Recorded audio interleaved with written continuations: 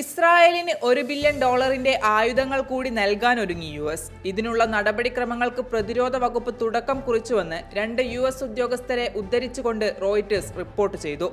ടാങ്കുകളും മോട്ടോറുകളും ഉൾപ്പെടെയുള്ള ആയുധങ്ങളാണ് US നൽകുക.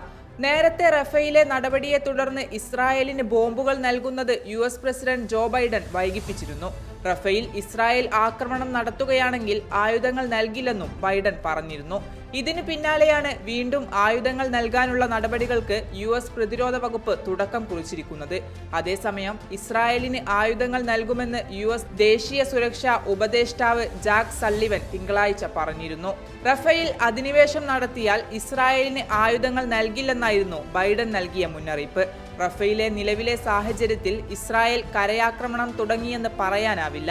ജനങ്ങൾ താമസിക്കുന്ന സ്ഥലങ്ങളിലേക്ക് അവർ പോയിട്ടില്ല. പക്ഷേ നെതന്യാഹുവിനെയും ഇസ്രായേൽ ക്യാബിനറ്റിനെയും ഒരു കാര്യം ഓർമ്മിപ്പിക്കാൻ ആഗ്രഹിക്കുകയാണ്.